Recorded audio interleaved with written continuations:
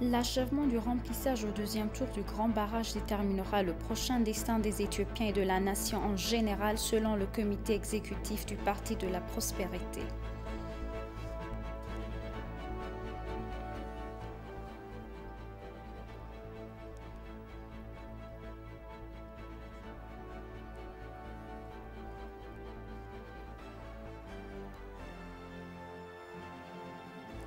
Bienvenue chers téléspectateurs, c'est Aline Teibaro avec le journal du 29 mai.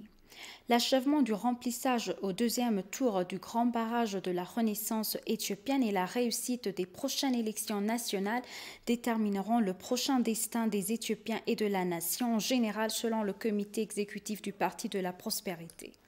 Le comité exécutif du Parti pour la Prospérité a déclaré, après avoir consulté sur les questions nationales et géopolitiques, qu'il doit être clair pour quiconque que l'Éthiopie ne compromettra jamais son intérêt national en raison de la pression diplomatique et d'autres influences imposées par les forces qui ont un énorme intérêt dans la région. L'intérêt de l'Éthiopie dans la région est basé sur des principes gagnant-gagnant, non basés sur des conflits ou des différends avec d'autres qui ont des parts dans la région en général et dans la mer Rouge en particulier, a-t-il noté. Nos expériences et relations diplomatiques pourraient être considérées comme exemplaires sur la façon de travailler en collaboration avec les autres, a-t-il ajouté. Comme l'Éthiopie est la source d'Abba, elle a le potentiel de déterminer la géopolitique de la région de la Corne de l'Afrique et du Nord. L'histoire nous dit que les forces étrangères ont été tentées de contrôler l'Éthiopie car la nation est à l'origine de la rivière Abba. Ainsi, il est clair que si l'Éthiopie devient une nation économiquement forte dans la région, il en supposait qu'ils pourraient courir le risque de perdre leur intérêt.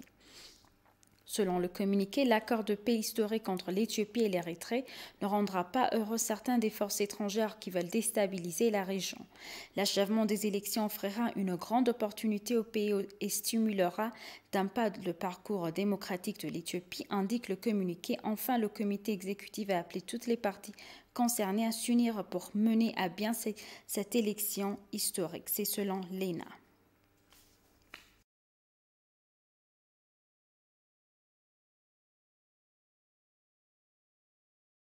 L'ambassadeur éthiopien au Soudan du Sud, Nabil Mahdi, a rencontré le général Satino Dengwa, chef des forces de défense du Soudan du Sud, et s'est entretenu sur des questions d'intérêt commun aux deux pays.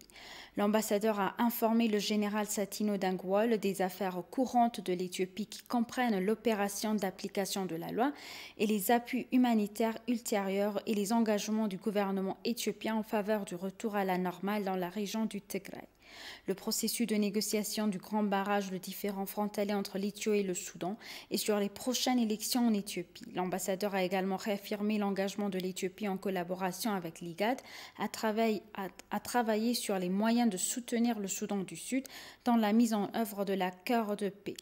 Saluant les relations et la coopération historique et excellente qui existent entre les deux pays, le général Satino Dengwa a pour sa part affirmé que les contributions de l'Éthiopie à son pays étaient inoubliables.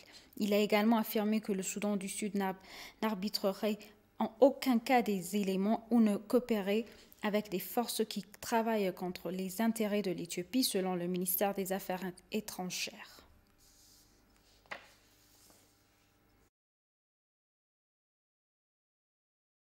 L'ambassadeur Nebiat Getachew a rencontré le professeur Abdelzaki Bonziane, ministre de l'Enseignement supérieur et de la Recherche scientifique d'Algérie.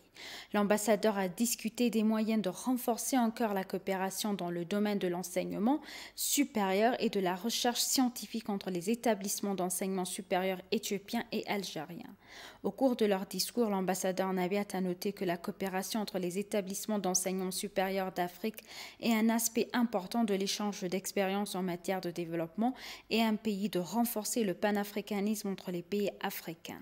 Le professeur Abdelbeski a pour sa part exprimé la volonté de l'Algérie de collaborer avec des établissements d'enseignement supérieur éthiopiens pour faire progresser les liens interuniversitaires dans divers domaines d'études. L'Éthiopie et l'Algérie ont signé un accord de coopération scientifique et technologique en 2014. L'info est tirée de la page de Facebook du ministère des Affaires étrangères.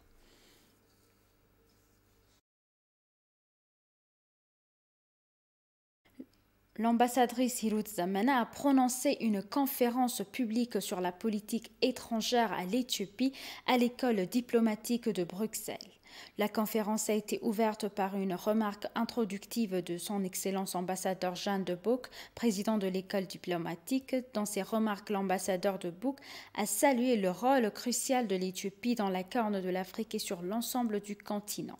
Dans sa conférence, l'ambassadrice Hirut a longuement débattu de la longue historique de l'Éthiopie en matière de relations extérieures et de pratiques diplomatiques, ses valeurs de longue date consistant à accorder une attention particulière aux causes africaines, ainsi que sa foi dans le multilatéralisme et la sécurité collective.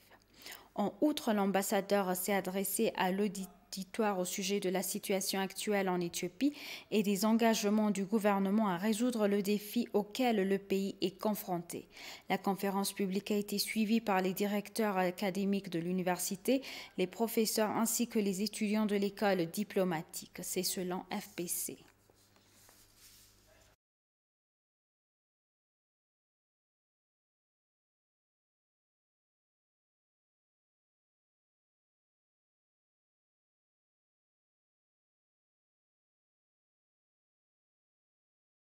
Le journal, le gouvernement éthiopien prend note de la déclaration de coordonnateur humanitaire des Nations Unies en Éthiopie concernant l'arrestation arbitraire des passagers à tabac et autres formes de mauvais traitement de plus de 200 personnes dans les camps de personnes déplacées situés à Tsahai et à Diwanfito dans la ville de Shire, région du Tigray.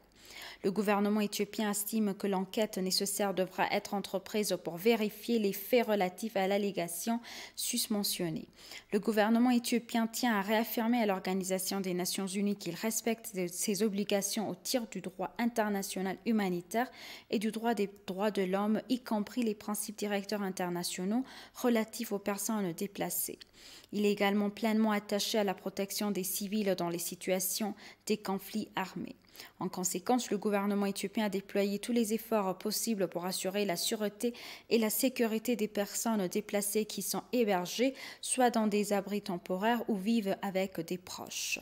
Les camps étant bien protégés pour le PDI de la région, le gouvernement éthiopien ne pense pas que les allégations reflètent des faits sur le terrain. Le gouvernement éthiopien tient à assurer l'Organisation des Nations Unies qu'il est pleinement déterminé à prendre des mesures appropriées en cas d'arrestation arbitraire ou de mauvais traitement de personnes déplacées si ces allégations sont jugées exactes sur la base d'enquêtes menées par des organes compétents. C'est selon FPC.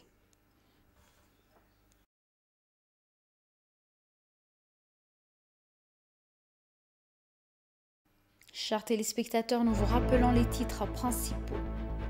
L'achèvement du remplissage au deuxième tour du grand barrage déterminera le prochain destin des Éthiopiens et de la nation en général selon le comité exécutif du Parti de la Prospérité. Merci chers téléspectateurs, c'est la fin du journal. C'était Aline Taibaro avec le journal. Restez avec nous avec le reste des programmes. Bonne journée.